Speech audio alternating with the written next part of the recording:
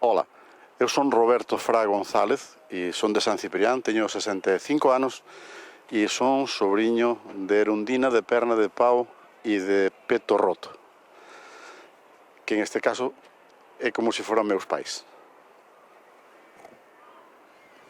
Tito, cando falas de Erundina, de quen estás falando? Estou falando de miña mai. Pero como era Erundina? Descríbela un pouco para a xente. Erundina era todo, en conxunto. Era algo que non se pode valorar porque non ten o valor que tiña, que podía ter Erundina, non existe. Entonces é un valor incalculable, non? Mulleres como Erundina eu penso que xa non existen, que xa non quedan. Aquelas mulleres que facían de todo, a casa, facían de redeiras, vendían o peixe. Que recordo tes ti desa etapa a tua vida? Como non me vou ter? Teño unha preciosa. Erundina salía a vender o peixe coa súa vacía chea e cando viña de volta á tarde ou ao mediodía, según vendera, según fora a venta, pois automáticamente me pasaba a lista dos clientes, como se foran clientes, no cual me poñía media dúcia de chicharros pa Josefa de tal, unha dúcia de sardiñas pa outra señora, e aí eu iba despois de cobradora atrás. Entonces, ese recordo nunca se me vai, porque era todos os días tiña que facer ese traballo. Cando non estaba, claro, como era de verao, non había escuela, non? Entonces, facía ese traballo que para min era moi gustoso facelo, claro. Falar de Peto é falar dun home bo, dun mariñeiro, de un dos últimos homes que estuveron na caza da balea. Que recordo tes ti que seña así un pouco máis especial, que non tengan o resto da xente daquel mariñeiro de pel máis ben morena, como era el, e de maos con callos por a madeira de remo e por o cáñamo? Sí, a ver, falar de Peto, como che vou dicir, é outro pilar, son dous pilares. Eu sustento-me encima de dous pilares, o pilar de Erundina e o pilar... e hai un terceiro pilar e un cuarto, que é Josefa de Perna de Pau e Manuela de Perna de Pau, que era a muda, que era a que me pagaba a min o cine cando eu quería ir ao cine, ela me invitaba sempre. Entón, para min, son os 4 pilares máis importantes en todos os aspectos. Eso foi o encauce da miña vida, a miña educación, o amor que eu poido sentir polos meus fillos, foi transmitido, pasado para min por Peto Roto, Erundina e Josefa. Entón, para min, falar de Erundina e falar de Josefa non hai no mundo, para min, encheseme a boca, encheseme todo, solamente pensar neles. Eu non hai día que non me levante, que eu non me acorde de Erundina, porque eu para entrar no meu correo electrónico teño que entrar co nombre de Erundina Fra. Entón, eu todos os días, eu me lembro deles. Cando me lembro de Erundina aparecen todos. Entón, é diario. Tanto que estiña aquí que no Brasil non deseña. Eu acórdome sempre. Un dos motivos é outro e outro que xa levo moi dentro de mí, non? Dice algún poeta que un galego é un ser vivo que sempre está de paso hasta que volve a casa. Podía ser ese o titular de A túa vida, un home que sempre está por aí de paso hasta que volve ao porto de San Ciprián. É moi adaptable a min. En cantos sitios anduviches aí?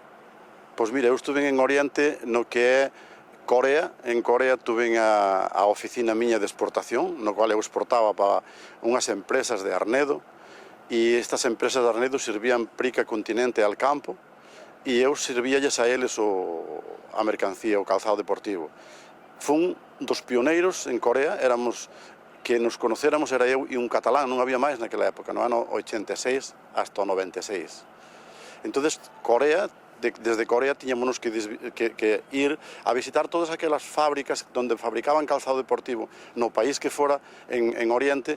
Nós tiñamos que ir aí. Filipinas, Hong Kong, China, todos os países tiñámonos que visitar para poder conseguir a mercancía, que era o calzado deportivo, que eran os sobrantes que salían das fábricas para mandalos para aquí, para España. Hai un Tito, aquel Tito que eu recordo de cativo da escola, amigo de meu irmão, típicamente mariñeiro, típicamente do porto da Riba. Anduviches ao mar como todos aqueles cativos de entonces? Sí, claro. Quen non andou ao mar en San Ciprián? Todos pasamos polo mar, dunha forma ou doutra, só que eu nunca, o que era a min, o mar non me gustaba. Entón, acabei sendo redero con 13 anos. E cando tuve os 15 e os 16, pois nos 16 estuve en derredero no Estrella de Belén durante un tempo. E por iso eu saquei o título de motorista de terceiro grado, como se chama, e o de patrón de segundo litoral tamén o saquei, que gracias a don Francisco, que hai que meter outro personaxe importantísimo na miña vida, que foi don Francisco. Hai un Tito galego, emprendedor, viaxeiro, quizá emigrante. Cando empeza ese Tito? Sempre. Eu acórdome de cando eu embarquei no Polensa Cuarto e cando iba no timón, a miña cabeza pasaban todas as obras de teatro que había que eu quería facer e que sempre pensei en facer. Entonces, dadas as circunstancias que, polo que foi, nosotros tiñamos na familia, que era Analía Gadé, había unha artista na familia, pois cando chegou o momento, eu chameina por teléfono, falei con ela e me citou na súa casa en Madrid. E vindo da Costa Brava, pasei por Madrid e me presentei e expliquei cal era a miña ilusión. Pero antes desto, foi moi curioso que eu caseime no ano 69. E no 70, aproximadamente, viñeron meus tíos de Argentina. E todo o mundo en San Ciprián encontraban a meu tío Roberto, o padre de Analía, e lle dicían: por que non levas a Tito pa Madrid, dillo a túa filla, que non sei que non sei quanto. Un día, pois, meu tío me dixo: Roberto, tú estás interesado en ir a Madrid e ir a facer para traballar no mundo artístico? Que eu sí. Aí el chamou a filla e a filla me mandou unha carta no cual me dicía que por ela non había ningún inconveniente en entrar na Escola de Arte Dramático en Madrid ou donde fora, pero que eu tiña que pensar ben, porque era un mundo de moi duro. Aí eu levaba 3 meses casado e eu lle planteei isto á miña muller e ela me dixo que escollera ou ela ou as tablas, ou o cine. Aí, naquele momento, non me quedou máis remedio que claudicar e perdín aquela ilusión. A ilusión non a perdín nunca, pero aquela cousa que eu tiña desvaneceuse por un tempo. Pero isto aparece sempre, é unha cousa que non se vai. Os que somos de San Ciprián de toda a vida temos algúns recordos distintos que son difíciles de asimilar por os que estamos en San Ciprián. Un deles é o sonido do cosmo. Outro é aprender a nadar no peirao, mediante un empuxón. Outro é enfilar os rumbos na praia do Torno con un chalano. E o último é irse a bañar ao río de Lavar. Que tens que decir desas cousas? Moitas veces, todo eso. O sea, ir bañar, íbamos bañar, cando tiñan que lavar a roupa, o día que tocaba lavar a roupa, íbamos todos Pablo porque tiñamos que levar a roupa, a levarlle a Erundina, ou cando era Josefa, levala ali, mentras elas lavaban a roupa, nosotros bañábamos, e nos tirábamos naquela esquina do pozo aquel que había ali, que está mesmo debaixo do ponte. Aí, bueno, era unha maravilla. E depois do resto, pois mira, que non afilou os rumbos? Que non fixo un castillo na playa e levou no golpe de mar e había que escapar correndo porque íbamos facendo un muro para que non chegara agua, mira, que podíamos facer nosotros co que podía facer o mar. Eu acórdome de Peto, contigo, os dos en un chalano, un bogando, ofiando, e outro con unha tina e un gancho. Eso. Te acordas daquela época dos pulpos? Claro que non me vou acordar. Para min Peto era o pulpeiro máis grande do mundo. El sabía todas as cuevas onde estaban todos os pulpos. Eso aprendino del. El iba e el miraba para o mar así e dicía: vamos aos pulpos. Vamos aos pulpos. Non era que chegaras ali, foras aos pulpos e non colleras nada, non. Iba a escoller. Estaba cantado. Entonces, oye, eso foi sempre unha cousa que me encantou.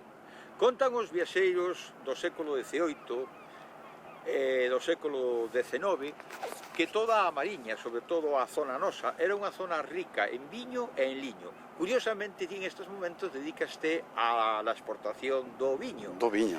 Que tes que decir dos viños nosos e que acoxida teñen en países como o que se chaman as economías emergentes, o caso de Brasil? Bueno, Brasil, tens que pensar que nestes momentos hai ao redor de 1200 referencias de marcas de viños, de unhas 250 bodegas. E iso quer decir que temos unha presencia, aínda non a que tiñamos que ter, estamos en 7º lugar, detrás de Portugal, Italia, Francia, Chile, Argentina e Uruguai. pero ese é un problema de, baixo o meu punto de vista, de o que non esteamos máis presentes no mercado brasileiro. Eu creo que é pola falta de experiencia no mercado brasileiro por parte das bodegas. Eu creo que as bodegas deberán de estar informadas por mediación dos organismos oficiales, explicarles como funciona Brasil, porque todo o mundo está levando un revés enorme cando chegan ali e se encontran que aquilo que eles pensaban para poder entrar en Brasil non era así. Entón eu creo que aquí hai unha falta de educación de venta por parte dos gobernos que esteñan nestes momentos, non? De todos aqueles personaxes que interpretaches, a Shakespeare, etc., con cal deles te quedarías ou cual é aquel que te hubiera gustado interpretar e que non interpretaches aínda? Non, eu teño ganas de interpretar, pero unha das cousas que me quedou moi gravada foi unha obra de teatro que se chamaba A Casa das Meigas, que foi escrita por Constantino Soto. E me encantou porque era unha obra que era como se fora o pueblo. Nosotros vivimos o pueblo nese momento aí, os que éramos. No cine paulino, ademais. Que, por cierto, non se lle pode dar as gracias a él, pero a familia del sí, porque él nos ofreceu todo quanto había, o telón que non estaba recollido, todo, foi unha maravilla. E que era o que eu quería facer? Pois quero volver a repetir a facer outra vez o Ferreiro de Santán de Manuel Varela Buxán. Cal foi a última vez que fuches a dar unha batida á fruta? Fai moitos anos.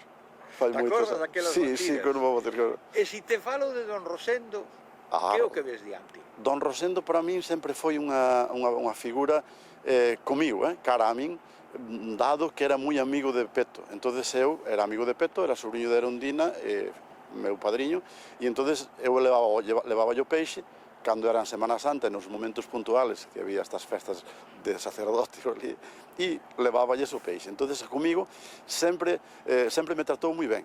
E teño unha anécdota que un día encontrei na calle, e dixome, Tito, cantos anos sin verte, cando estaba en Corea. E dixo, pois sí. E dice, bueno, se fuche á iglesia ou non, non te vou preguntar, porque sei que non fuches, pero bueno, sempre fuche boa persona. Iso me acordo sempre. Viaxaches por Europa, por América, sí, por Asia, non sei se por África tamén, en algún momento. Encontraches algunha vez algún lugar que se parecera a nosa Mariña e concretamente a noso porto de San Ciprián? Alguna cousa que te recordara a nosa terra? Non. É unha cousa que sempre eu transmito a todo o mundo. Entran, digo yo, como teñen que facer para entrar en San Ciprián, na web de San Ciprián, para que vexan San Ciprián. Todo o mundo que veo San Ciprián quedou enamorado de San Ciprián. Eu creo que parte pola explicación que eu lles dou, polo calor con que lles explico, e, digamos, a panorámica en sí, non? Tú sabes que isto que estamos facendo, estamos aquí en Celeiro, vendo Viveiro, vendo o porto de os yates, vai a ir ao ciberespacio. E vai haber unha persoa, un amigo noso, que vive en a isla de Manhattan, alá, en Nueva York, que chamase Manolito León. Dai un mensaje desde aquí a Manuel Mariño. Manolito. Que se lle dou un mensaje, el fai uns días, pode ser un par de meses, debía de estar emocionado, pero porque se emociona sempre cando fala comigo. Que o que me dixo non xo vou dicir eu, hacho dicir el no seu momento, porque foi moi bonito o que oíra falar a Manolo, o que el me estaba dicindo. Bueno, eu carguei as pilas, que creo que desde aquela ainda xa tiña as pilas cargadas ainda hasta final de ano. Entonces, cando veña, tú lle vas preguntar e che vai dicir o que me dixo. Canto tempo fai que non te das un baño na caosa e te secas na pedra quente? Moitos anos. E por qué? Pois porque, en primeiro lugar, porque moitas veces non teño tempo. Pero sí, a veces me acordo moito, principalmente na fábrica vella. Ahora que non hai ningunha moza aquí de Celeiro, anduvises tamén, como todos nós, as mozas de Celeiro, nas festas de Celeiro? Non tuve esa suerte.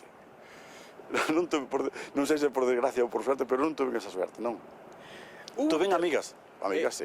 Hubo un tempo en el que falar de Tito de Erundina, que como eu sempre te chamo, era falar dun home que tuvera un gran éxito empresarial, sobre todo con aquelas zapatillas de deporte que puxéronse tanto tempo de moda.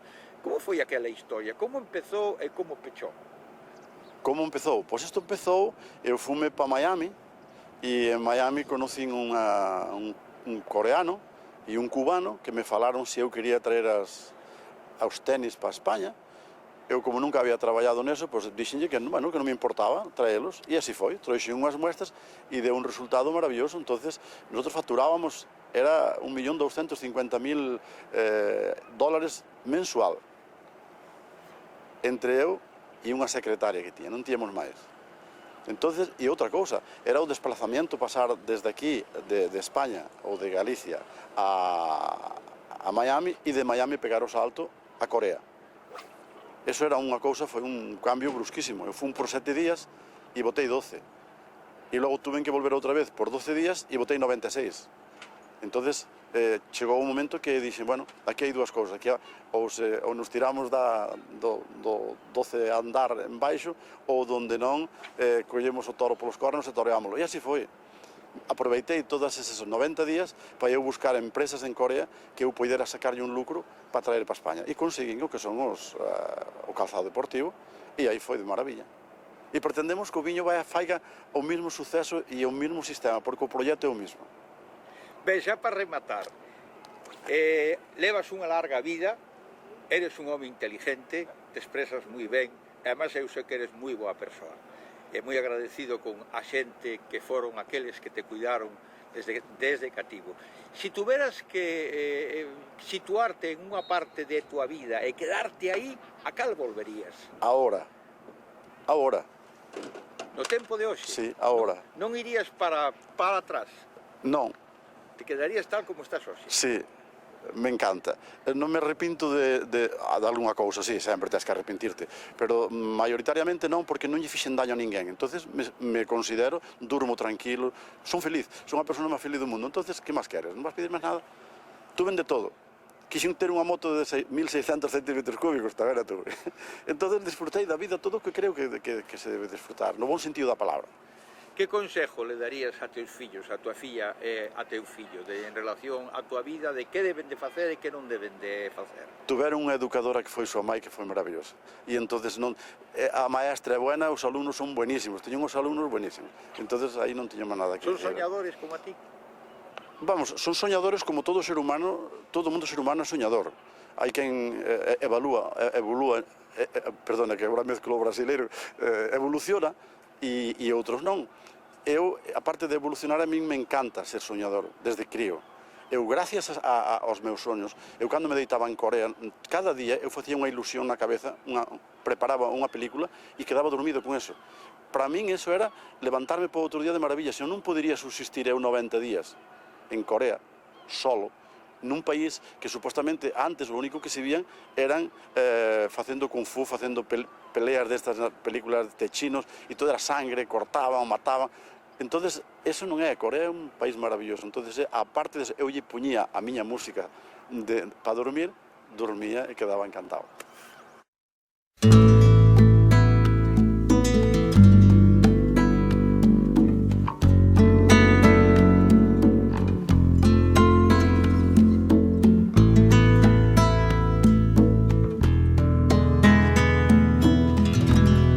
No me llames extranjero porque haya nacido lejos o porque tenga otro nombre la tierra de donde vengo.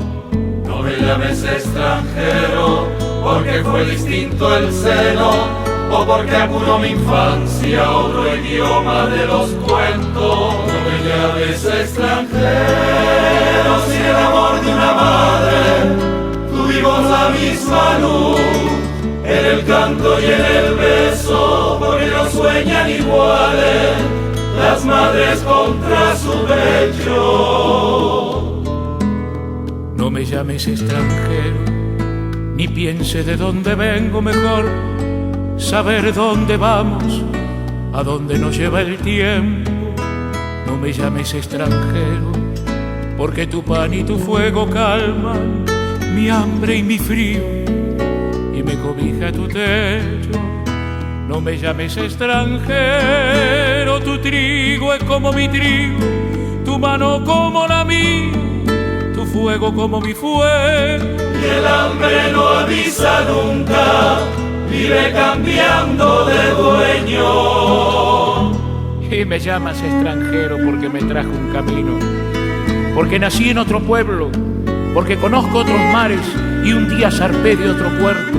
Si siempre quedan iguales en el adiós los pañuelos y las pupilas borrosas de los que dejamos lejos, los amigos que nos nombran y son iguales los rezos y el amor de la que sueña con el día del regreso. No, no me llames extranjero.